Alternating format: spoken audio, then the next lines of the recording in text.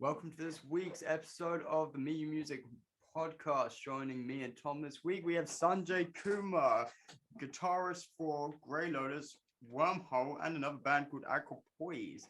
How's it going, Kumar? It is going sick, man. Thanks for having me. Yeah, thanks for joining us, bro. Thanks for joining us. Yeah, I gotta say, we've already had Lee join us recently. A few weeks back, we had Lee join us, also from Greylotus, and that was a very fun and enjoyable episode. We loved having him with us, and hopefully we're gonna love having you as well. Your music's wonderful. We like the old Greylotus album. We played a few tracks on that one because it's just such a fun album to listen to. It was Dawn listen through fully, wasn't it though? Yeah. Nice. Yeah. It was just hilarious. And then this week the choir. The choir though. Did you see the episode with us and Lee? No, I didn't see that. Oh, bro, we're gonna have to forward that to you because you've got us all mimicking the choir. And yeah, just everything about it was the "You're Immortal" part. Yeah. You know the choir. Yeah. Yeah, so that was a good laugh. This week I checked out the latest Wormhole album, The Weakest Among Us, which slaps just as hard. It's a great album. And yeah, as you just told me just before we started, you're also in a band called Poise, which I'm not familiar with, but I'll have to get familiar with soon. It's Equip Boys, like Equip. Equip? Oh yeah. Boys. Yeah. Equip. Yeah. Like that's how I think of it. I don't know. I don't know how to say. Equip oys, you know, like equip with the oys. Get oised. Oi. Oh, I get it. Okay. Yeah. Yeah. That's good. So, how long you been playing guitar, man? Since December 2008, roughly. So that is so specific. 14 years. Because I got it. That's when I got my first guitar. Get the date right. Yeah. Bro, I remember the whole day I got my first guitar. It was like Sunday or some shit. But like, it was like I don't know. It was like dark at 5 over here, so it had to be winter time.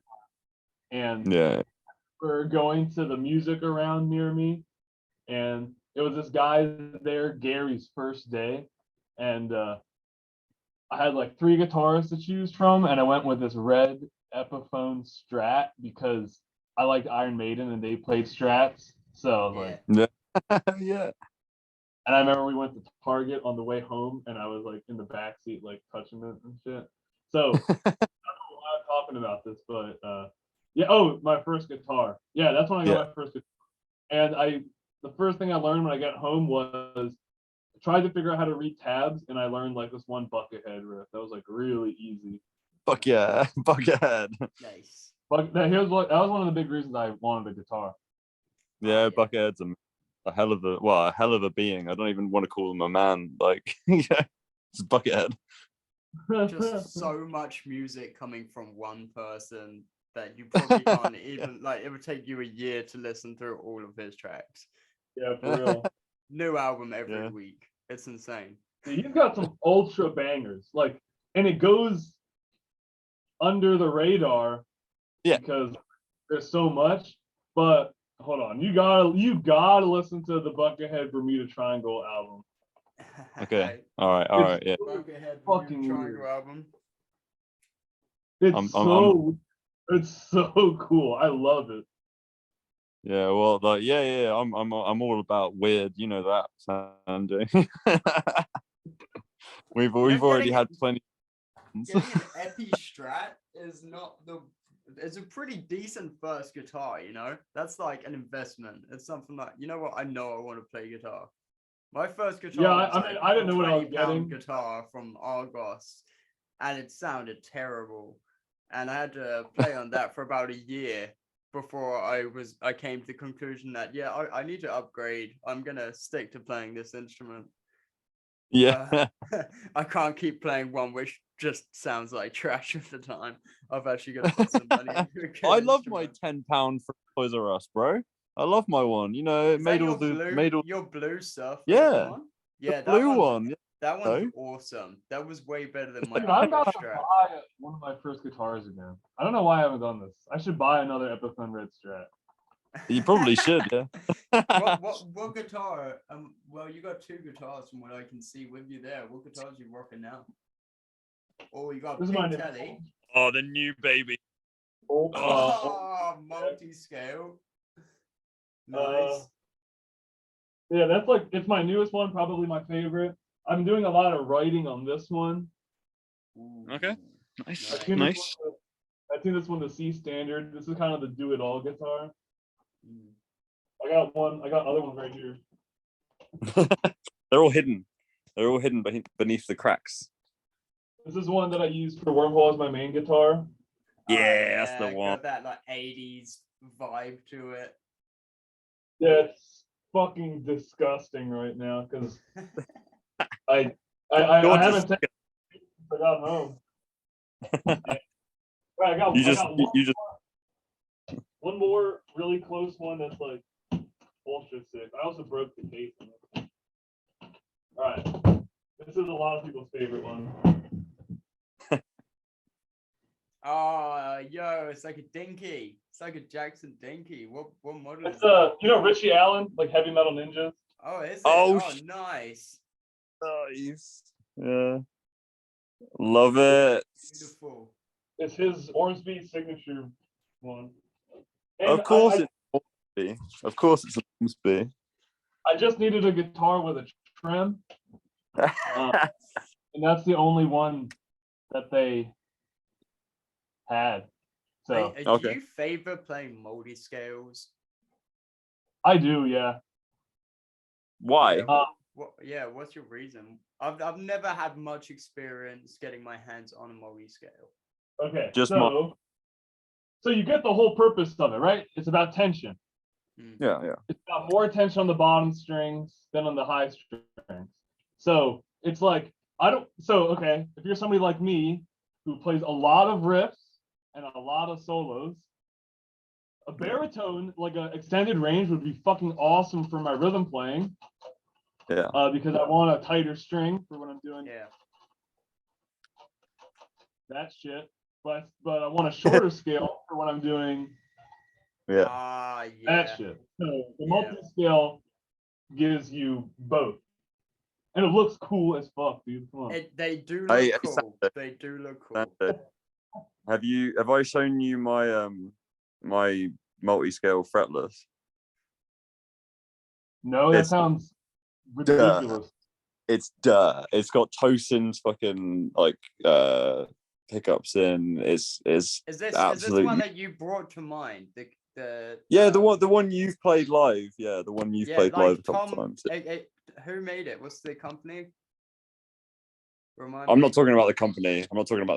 Okay, but regardless, Tom got it and brought it to mine before he even played it, and showed up at my house and opened this case. He's like, "Play this for me." Like, sure, let's do this. I want to see that shit. Oh, beautiful. Yeah, Tom, get it out. I'll send you a link. I'll send you a link, Sanjay. I'll send you a link. Yeah, she's a beauty. She is a beauty. Yeah.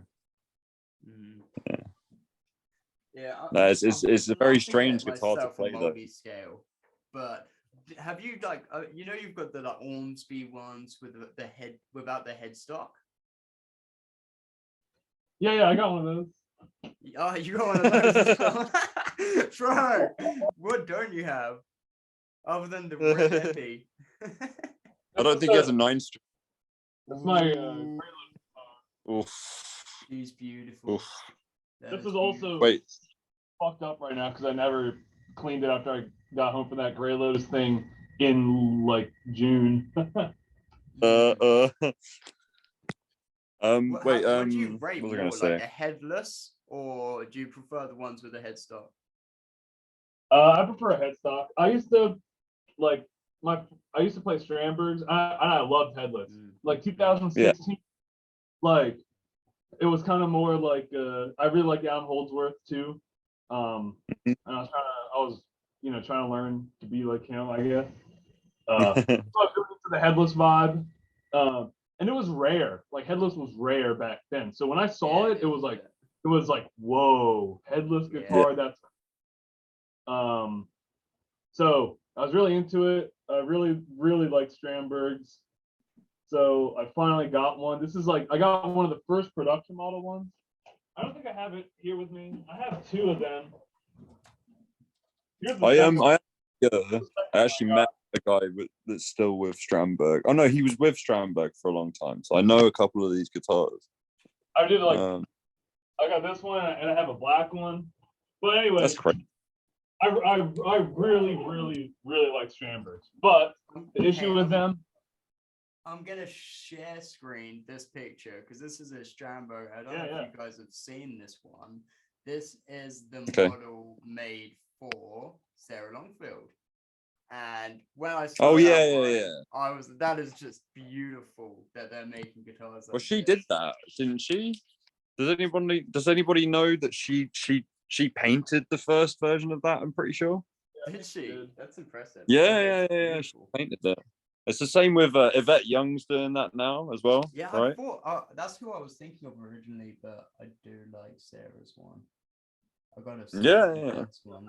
I think that the headless guitars, I don't really like I like the fullness of a normal guitar, like the balance, the weight. It's like longer. Okay. Even if it's the same weight, it's just across longer, and I feel it's like more balanced on my body. Right. When I'm playing standing up. Yeah, I think that one more. I honestly like that one more. That one, I do like that. You got the Ravens there as well. Yeah, that's. I don't like the black gloss on the Sarah Longfield one. Fair. Okay. Fair enough. It's a strange one, isn't it? Like style and people, like what we enjoy, isn't it? Like what works for us. Like it really is. I like to is stupid as fuck, and people think what I like is stupid as fuck. So. This is the thing, like and for some reason we're all at varying levels of like skill, but then within those skill sets we've all got different ones that sort of fit with everyone else at different places as well, is what I think is like what with Greylotus, and like that's one that I think has really sort of come together with a lot of different people, where it's like you've all been sort of kind of close vicinity at some point in time, and then isn't that right? I think like because Drew and Ben knew each other or something. Ben and Drew used to live close to each other. Yeah, that's what I'm thinking. Like like, it's just funny how you've all kind of got off, done a little thing, and then been like, oh, all right, well, we could all do this as well as do all the other shit as well, like, which is really great, I think. We're trying that. I don't know, like everybody in the band, I feel like, is so used to being pretty independent, like physically in the band, I guess. Yeah, for sure. But that's like, if you can all do stuff independently, and you can make your independence ones work whilst also making one work where you've got like a big collaboration of people, or like a good, like not even a big collaboration, just a good collaboration. Do you know what I mean? It doesn't. Yeah. It works, doesn't it? Sometimes when it works, it works, kind of thing. Yeah, man. That's my life, really. Being in a remote. Yeah. Is because you've got the latest album out with Greylotus from this year. The last album you've got with Wormhole was 2 years ago, which was The Weakest Among Us. So you guys still are you still going? Are you still writing for Wormhole? The new Wormhole is about to be submitted, actually. Oof. There we go. Yeah, a little teaser of that right there. Is it SpongeBob?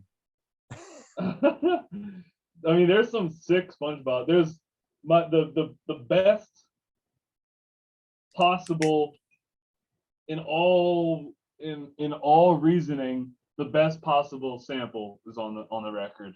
Is it from the best SpongeBob episode, the one that I saw in your story that day? I'm not going to disclose anything besides that it's in all around. It's probably the best thing that we could have had.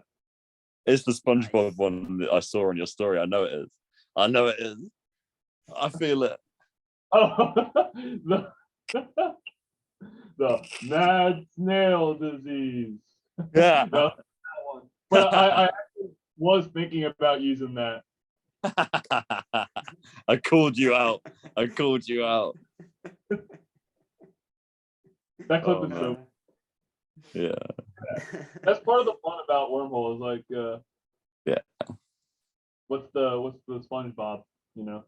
Because like at this point it has to be included.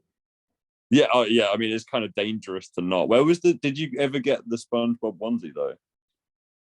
No, I should get one. I'm disappointed in you. I think if we did like I don't think I would be SpongeBob in the gang if we did that. Oh, okay. You more of a Patrick. Oh no, I would be. I think Julian would be SpongeBob. Who are you gonna be? Oh shit! Yeah. I see it. Yeah. Oh my god, we gotta get Julian on now. Just getting called out for being SpongeBob. See how he feels about being called out. To SpongeBob as well. We'll give full credit to SpongeBob in this EP. I think maybe I'd be Sandy. Oh yeah. No, really? Okay. Matt. Oh man, Matt is tough to place. Who's Matt? Yeah. Who is it?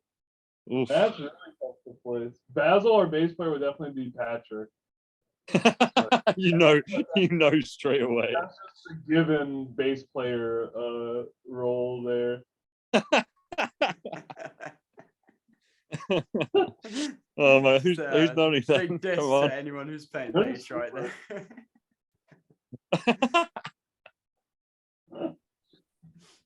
Hey, do you have out of your latest Wormhole album, what's your favorite track on The Weakest Among Us? On The Weakest Among Us, oof. So you have the self-titled intro. Okay, I guess I would say that okay. So I actually wrote 4 songs on the album. I wrote The Weakest Among Us, I wrote DS3, I wrote Gas System, and I wrote Inkswarm. Is DS3 Dark Souls? Oh. No, it's not about Dark Souls. It's actually about nothing. Okay, great. Yeah. It's literally about nothing. Oh, that's fine. That was the working title, and it just made it onto the album because fuck it. Perfect. Fuck it. But, okay. The Weakest Among Us, that song, I feel like I figured something out structure. Like that was a huge moment for me when I wrote that, because I really figured out a little bit about like making a cohesive song on that. And I think that's one of my best examples of a cohesive product, because like cohesive slam. There's like there's like real themes in there and stuff like that. And I'm really proud of that one. So that's kind of my favorite. DS3 is my favorite because like it's the I don't know, it's got really fun to play slams, and not my biggest solo on the record. Probably my biggest solo I've ever done probably is that. Really? One. You reckon? Yeah, it's the one that most people have heard. Yeah, I reckon that Greylotus solo that or one pretty freaking epic though. I promise you though, DS3 is the one that people know about me. Yeah. Okay. Because a lot of people on the Greylotus don't know who's Ben and who's me. Oh, I know. I can tell. I can feel it. And I hear it, I'm just like, yeah, I know who it is. And I come and watch you live, and I'm like, yep, called it, know who it is. It's just. Okay, so yeah, DS3, that's kind of my favorite in that way. In that, like, you know, like that's like the most tech slam all together, everything I do in one song kind of thing. I want to just say that, like, as a Slam fan, but also not a fan of Slam.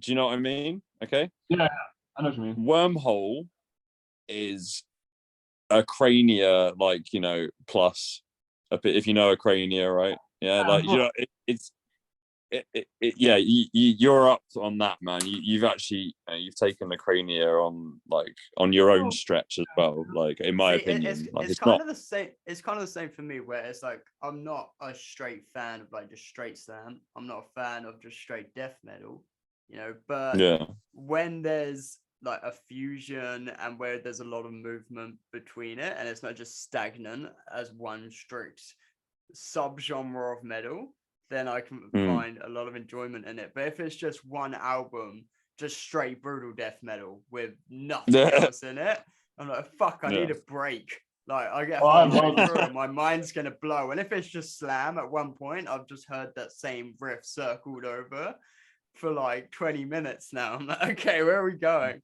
But for yours, it's kind of like, I got this instant feel for like a Little Did We Know vibe, where it's just circulating with them Slam riffs and then going back to crazy high melodic riffs and kind of circulating, like it's got some momentum, and it's not stagnating. It's not just a Slam album.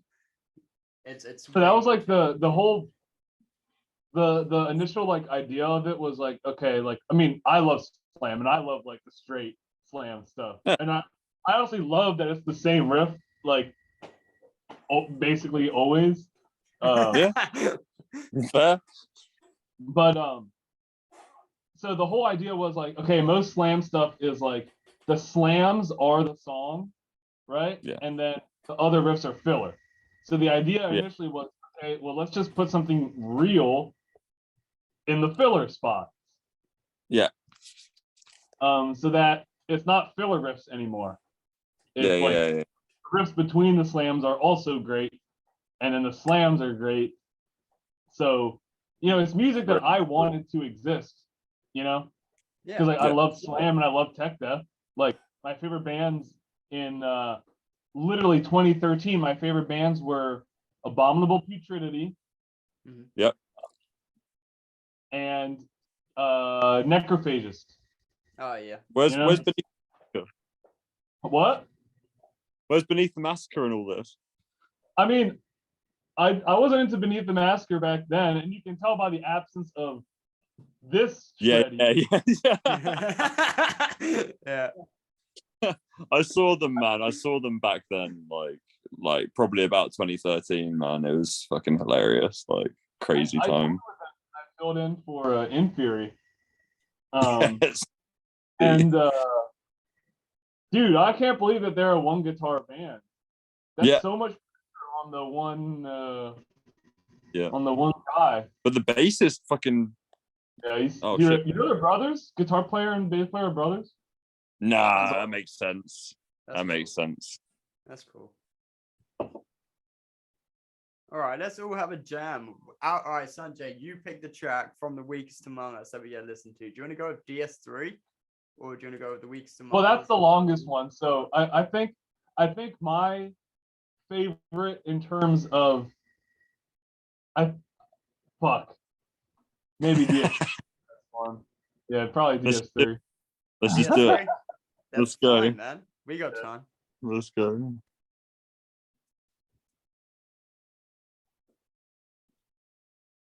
Wait, is it shared?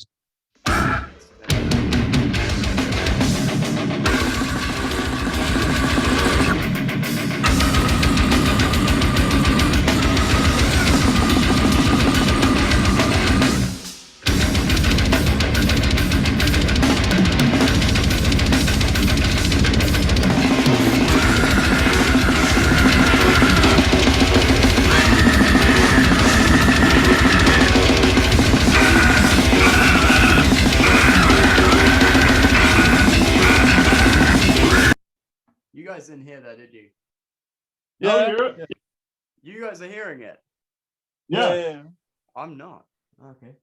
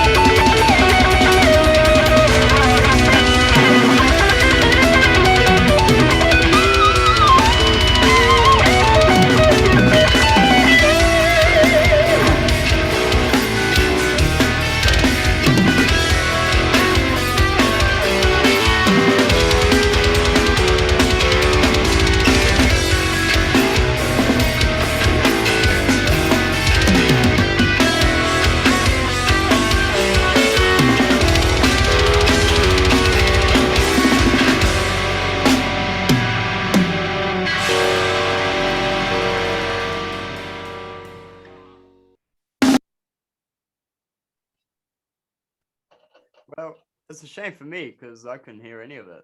I didn't get to hear a thing. I kept it going because I'm hoping that in the recording we're gonna find it, or I'm gonna have to edit it in there. I was watching Sanjay just playing his guitar for it instead. I was like, why am I not hearing it? But you guys are. Oh, I'm gonna figure that one out. That's not happened before. That was so weird, man. That's the second technical difficulty today now. That's good. Yeah, but the first one made no sense. Well, no, the first one did make sense because my headphones weren't connected to Zoom. But my headphones are connected perfectly fine. So No idea. Well, no song for you, bitch. You get nothing. But what did you think, Tom? You got to hear it. Yeah, man. It was kind of hilarious watching Sanjay play along to it and like slight latency as well. So I'm just like, oh yeah, like millisecond behind or something. I'm like, I was like, Sanjay, you can't even play your own music, bro. Jeez, I get better. Play milliseconds faster. Shit, my bad. Better count them milliseconds, man. Just the latency. Yeah. my fucking J Dilla beats are not groovy enough. Your bit rate brain doesn't work. Yeah. What the hell happened? Bit rate brain. Oh, I'm sorry. I did want to say a couple things actually. That like the bass tone is fucking sick on that. To be fair, like, and I can hear the Patrick riffs as well.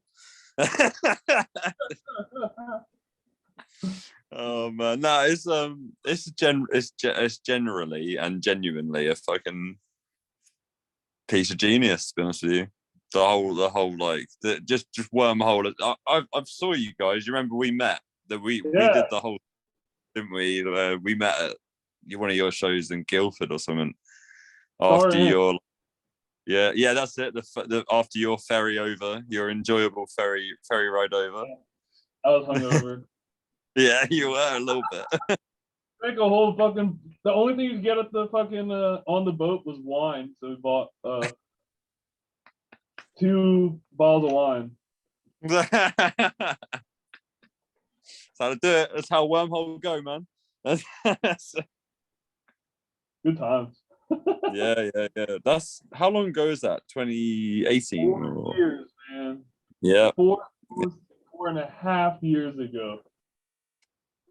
I was motherfucking like 23 years old. Bitch, 24. same. Fucking nuts. Yeah, it's weird out here, isn't it? Where do you live? Do you live in the US? Yeah, I live in Baltimore, Maryland, near DC. Oh, yeah. East Coast. Oh yeah. You don't have a strong accent, especially for Boston. No, not Boston, Baltimore. Oh, Baltimore. Oh yeah.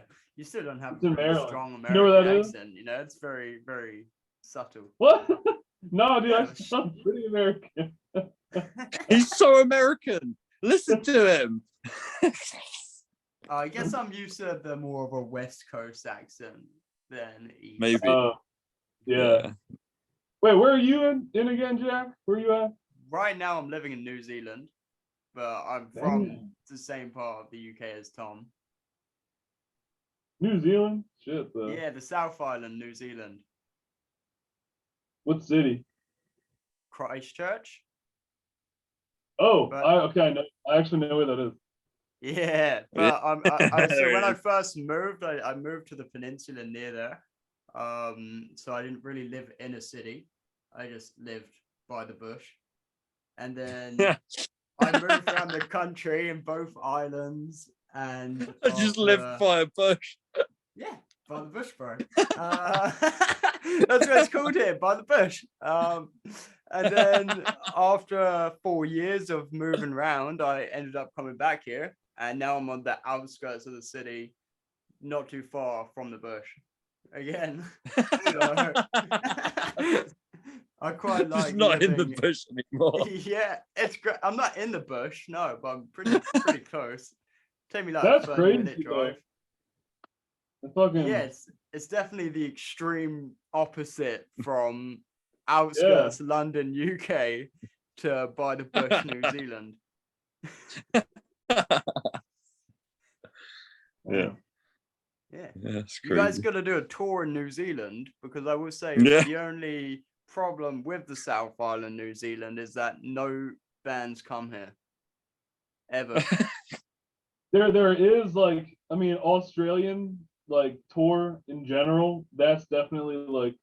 Yeah, they when they tour though, they go to the North Island only, and do like either Auckland or Wellington or both in the North Island, and then they leave, and they never come here. And hang on, there's been 2 cool artists which have come here in my time, and there was one which was when I first moved here, which was David Maximichich with Heavy Metal Ninjas and Pliny. All right, and Jakob Zyteki was going to be with them, but Jakob decided that once he hit Australia, he was going to go back to Europe. And I was like, that's like the one I want to see the most. Like, and he's just gone. And then recently we've got Nick Johnson coming to Christchurch, actually, which is cool. Nick Johnston's a good one. That's a good one. Yeah. You know what band you probably get to see often though that I'm jelly about? Yeah. You guys got Blindfolded and Led to the Woods. Who? You do need to know Blindfolded. Blindfolded and Led to the Woods, that band? Yeah, they're from the town that I moved to, bro. Oh shit, that's classic. You know how I know about that band? From that that TV show. Band on Kids TV show. Yeah. Yeah. And then they I know people now that just like they're just a band too. Like people haven't even seen that video and they know about that band. I know Stace, man. I know the vocalist. Like I speak to him online, have spoken to him for years, man. Yeah. I lived in the same town as him for 2 years and still didn't get to meet him. Like, I was messaging him and he's just non-stop working every day. And I was like, oh, bro, he works hard. He works hard. He works and he does good things for, like, you know, as many people as he can. So yeah. There's a small scene here, but it's tiny. It's very small. It is. We got a few venues as well. Yeah.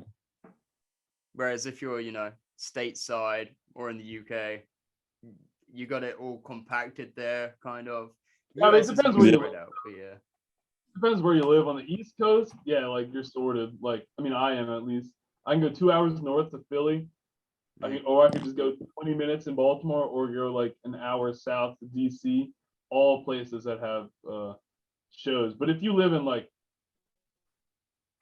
Kansas, I don't know, Arkansas, like Midwest, you know, like you might be kind of near cities, but you might be like at least 3 hours from every city. Where's Jared? I always forget. I know he's like, is he Nevada?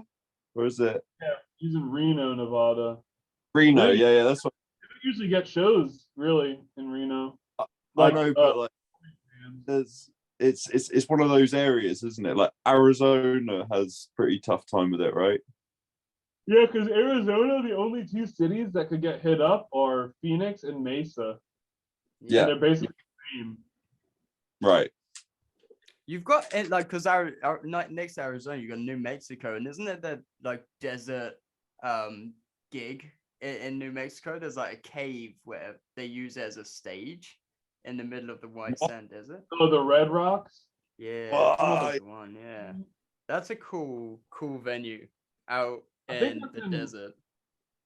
I think that there are like more than one Red Rocks. I think there's one in there's a California one that's like the really popular one, and then I think there's also one in Nevada.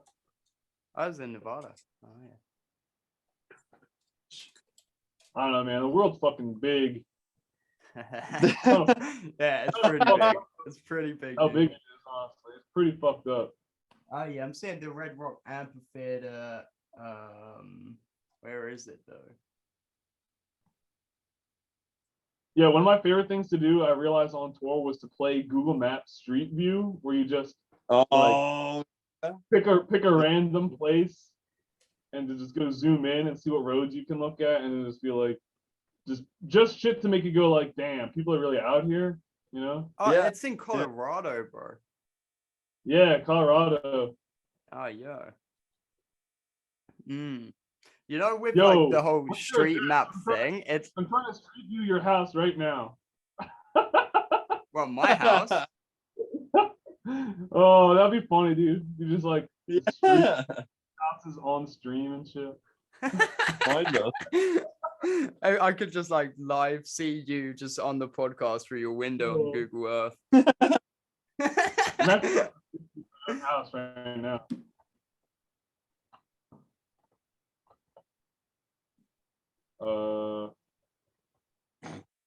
Stop looking for each other fucking Google Maps. Come on. I'm not looking on Google Maps. I'm on Google Maps. It's a bit. Somewhere else. Sanjay could do it. It's a bit different. Like if you go to the US or the UK. Down my street. There's no street view down my street, but there's a. Huh. Holy shit, dude! This shit is recent. Oh. We got the election signs out. This had to be literally summer this year. Wow, it looks so nice outside in Google Street View. It looks so shitty outside right now. At least you got some good view it. I miss the summertime. I don't. Yeah, it's summer here now, so I'm quite happy that it's winter for you guys, because I've been sick of winter, and it was so long here. Dude, so my hands get cold really fast, so wintertime is like guitar playing nightmare for me. I have to like literally when I get home, I have to like sit on my hands before I can like plan or anything. Yeah. And a classic thing where like my right hand is super warm, my left hand is like super cold after I've been practicing for a while. Yeah.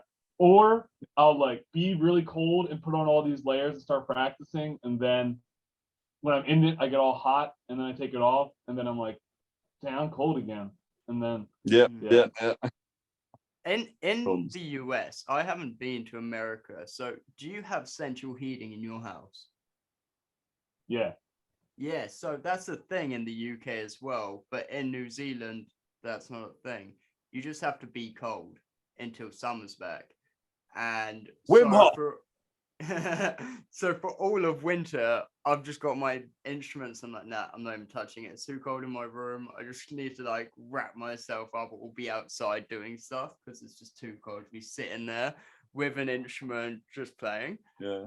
So it's a bit more depressive in that. So your instruments get a bit fucked up by the cold, or? Oh, my cello does. Yeah. Oh, yeah. Yeah, hell yeah. It like came out of tune a lot while it was winter. My bow was just a bit, I don't know, the rosin was like getting too sticky. Jack, I'm shouting this out right now, but what did you do on cello by what did you do? What, you're a bit of Bill Charter? Yeah, I drop tuned my cello to try and do Shadow by Bill Charter, yeah. It's sick. Yeah, I was like, why is no one playing death metal on a cello, you know? So I thought I'd get one, give it a go. It's not the ideal instrument for fast melodies. It's a bit of a thol. But yeah, you can get that nice background atmosphere for it for sure. That's the cool part about it. Yeah, you can't do the lead guitar, but you can do the thol. Thol ambience, yeah, you got that. That was so good, man. That was so good. Yeah, the harder part of doing that was transcribing that song into sheet music for cello. That was harder than playing it. And the tabs are pretty, like they're not timely written or anything. So I've got to actually write the sheet music by ear near enough for. You got to count. You got to count, boy. Yeah. Yeah. That was a sweat. That was hard work. I've still got the sheet music written for it somewhere. Yeah. But also the harder part for it is turning like a song for a 7 or 8 string guitar onto a 4-string cello. Well, it's a 7-string guitar, but tuned like dumb low. Yeah, stupidly low. Yeah. But yeah, it's like they're in like a G sharp standard or something. Yeah.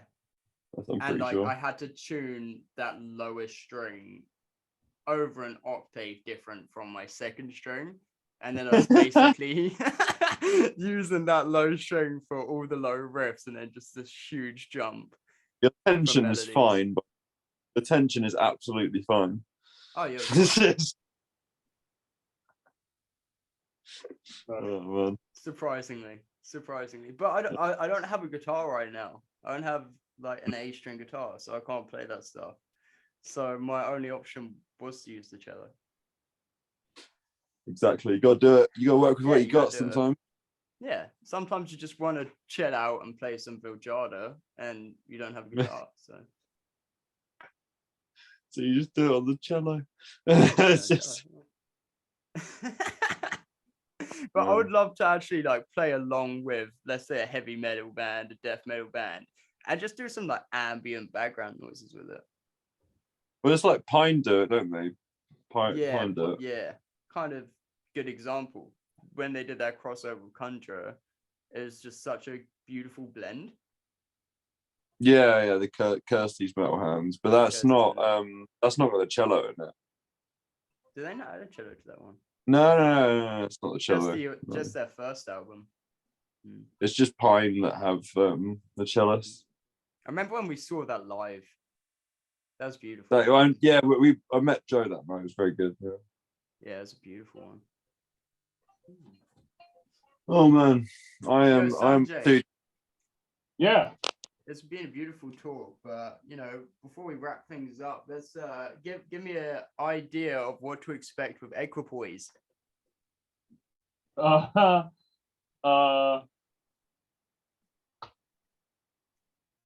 don't know when any of the shit is gonna come out, but what I do know is that I've done everything I need to do, which is write the songs, record all of the songs, write and record and tab out all of my solos. Oof. That's a big. So I've done literally everything I have to do for that album. And so I'm just waiting on other people now. Is there do you know how long the album is? Is there anything you can say? I'm just interested. I mean, I could I'll show you a snippet because I don't give a fuck at this point. Snippet, yeah. If you click the share screen and then you can press advance and go computer audio. I've been done my shit for so long that let me just pull it up on my drive. I think this is some of the best riffs I've ever made, and it's this is stuff I wrote all these songs basically in one day. Oh, fuck off. No, not all of them. Each song was okay. So this is a speed challenge. I'm gonna write a death metal album in a day. But it's probably the most organically written stuff that I've done. Yeah, all a track in a day is definitely that's as organic as you're gonna get, I reckon. Yeah. All right.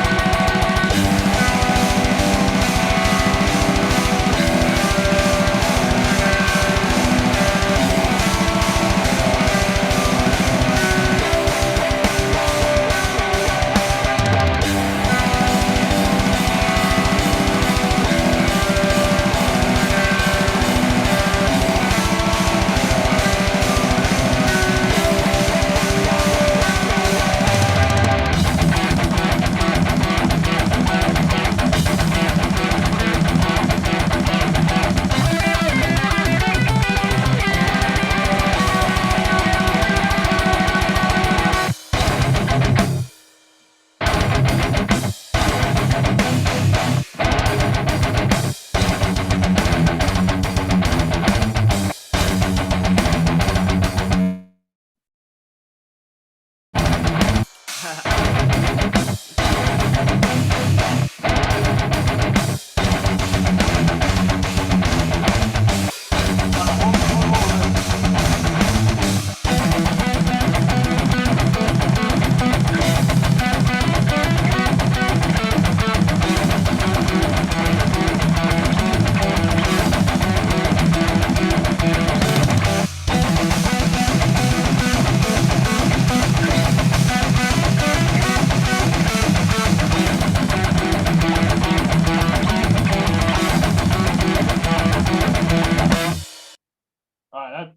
I don't want to leave the whole song because there's some. My guy. Are you gonna leave the title as PP? No. I saw that one's PP, and the next one that you wrote 3 days after is poo poo. Yeah, poo poo. Yeah, those are like those all kind of go together in my brain. Well, I just want to say that was a year ago since you wrote them. Yeah, forever ago. I wrote that during quarantine. So look, man, that's got to be some of the most. I don't even know how to really put the right word to it, but it's got to be some of the most intellectual death metal going. Yeah, it does, and you don't give a shit, which just makes it funnier. Like, do you know what I mean? Like, you seem to come up with some seriously fucking genius stuff, man. Thanks. Like, you do. You just got some. Yeah. I like riffs, man. I really like riffs. Yeah, I can tell. We love riffs, bro. We love riffs. I think the Infury has influenced, right, a little bit. Like, definitely over time. Like, Malcolm, specifically in Infury, he has this other project, A Loathing Requiem. I don't know okay. You gotta listen to that. That's probably one of my biggest influences on like the whole riff style that I do. That's a lot. Like, you might think that it's necrophagist, but it is necrophagist, but it's Malcolm's interpretation of necrophagist. The stuff that's a lot like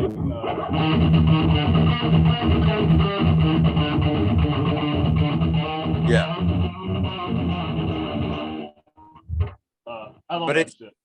That's not the shit that I'm talking about. It's the progression and the way that the song is progressing. Yep. Yeah, the bass behind it. Yeah. So yeah, literally those. One of the things that I like to do, I literally just gave a lesson on this earlier today. There you go. I like to take a chord progression and turn the chord progression into a bunch of riffs. Right? Because like a chord progression is literally giving you the notes. Yeah. Really giving you the notes that are gonna work. It's giving you the notes that are gonna harmonize together and the times when they're gonna harmonize together. All you need to do is what's the groove, what's the tempo, what's the vibe. That's all you have to do. The notes are given to you. Like, but it's not simple as all of those things, even though it is a simple. But it is. Watch. Okay, look. No. I know what you're saying. I know what you're saying, man. Like, minor 251. It's like the most like jazz progression ever, and all you have to do is take the chords and put the tech death filter over it.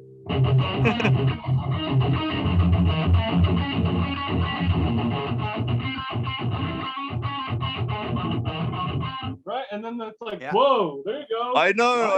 I get that, like the theory of it and the idea, the ideology is very simple, but doing it, not.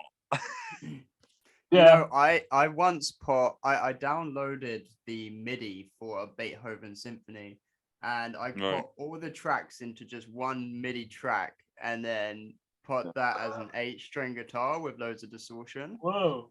And it just came out with this glitchy tech metal out of nowhere. It just flowed so perfectly. And I was like, yo, Beethoven was like the birth of heavy metal, you know, like it sounds different, but it's still the same. It's still the same thing. Yeah. Just written in a different way, spread it out across different with the filter that Sanjay was just saying, the tech death filter. Yeah. You just you just put on the filter, And boom, you've just changed it completely. Yeah. No, it's really good. Thanks for the demo, bro. You're giving us a little lesson on playing some tech riffs. Let's take a jazz progression and play some tech metal. Yeah. I mean, kind of like people do it, but they don't realize what they're doing. Yeah. No. You know? Yeah. So it's kind of like if you go into it knowing about that, like you can kind of skip a bunch of steps in the. It makes sense. Like, yeah. Dude, like the classic metalcore riff is doing that too, right? Where it's like, it's literally just a chord moving around with this generic ass. Yeah. I'm talking about classic metalcore stuff, like asking out. You know the riffs that are like. I'm thinking like the ones that are always like.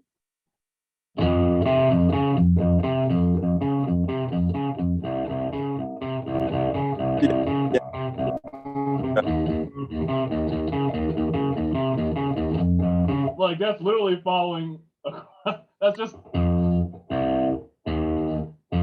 like those are like the root of the chords, and then the rest are just. Yeah. It's like I don't know. I love like you. I feel like when you look at the why, a lot of the time, I think it applies to anything. If you like something enough, like you like to investigate the why. Like why is it like this, and then you learn something, and I feel like that's really how you get good at something, is just why. Like even when I was in strike a lot, I had to be like, and I was getting yammed at like a higher rank, I'd be like, why am I getting yammed? You know? And then you know, you look at a bunch of YouTube videos, you watch yourself play, and then you're like, this is why I got yammed. Here's my here's what I'm gonna try to not get yammed. And then it doesn't work. You're like, why am I saying yam? Yeah. You want to eat two yams, or like what is it? Oh, I guess my bad. I guess that's the American term in me kind of dropped them. I say that all the time. Like getting fucked up. See Jack through American. Or getting arrested also means getting yammed. Okay. Fuck. Don't get any yams, bro. Don't eat the yams. That's fine. I didn't even think about that. Yeah. All right. Well, this has been a great chat, man. For anyone watching and listening that hasn't already checked out Greylotus after our last podcast with Lee, go check it out now. And for anyone who is unheard of with Greylotus, please go listen to their latest album now. And hopefully for all of us soon, we're going to be hearing this Equipoise stuff actually being released. And I'll find the actual name for PP and Poo Poo. Until then, it is PP and Poo Poo, and we're gonna share it as PP and Poo Poo. And that's what everyone's gonna be expecting now. Yeah, the pre-release names. That's the real. I'll release a different PP Poo Poo. I don't think I can do that on Equipoise.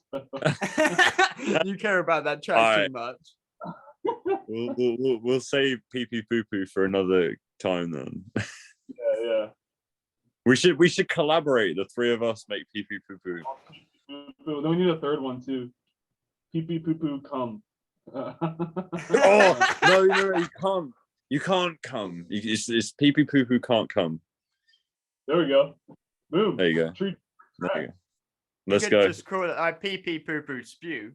Hey Sanjay, do you want to write these 3 tracks, record them, and send it out to us, and we'll just release it when we feel like it. And, I'll do all the work. Yeah, don't worry. I'll do all the work. We'll necrophagist it as well. We'll hold it out on you and everyone. Oh, true. Yeah, man. Let's go, dude. I'm in. Let's go. PP Poo Poo can't come. No more. No, never happened. Oh shit! Yeah, it was fun, man. It was a good chat. Good to see you, man. Always. Yeah, it's always fun. It's been great to talk with you both. Thanks for joining us this week, Sanjay. And moving forward, all the best with your current projects. And I would love for you to come and play here in the South Island, New Zealand. Even if you're in the North Island, I could travel a little bit.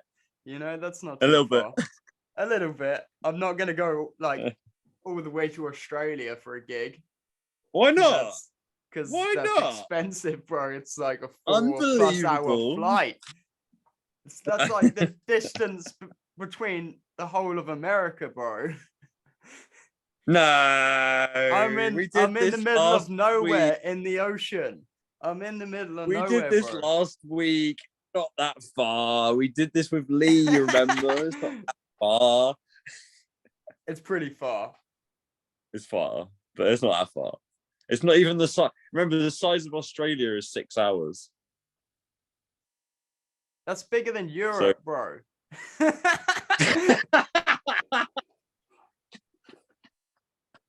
Bigger than Asia. It's just bigger than everything. If you think about it, I'm kind of in the middle of you guys.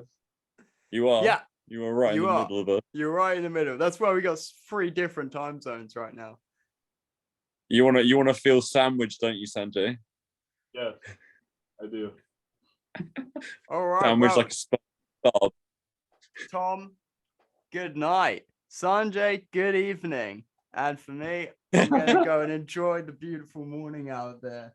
Thank you both. And thank you for anyone tuning in this week. Have a lovely, lovely morning, day, afternoon, evening, night. Let's go. Peace. Ciao.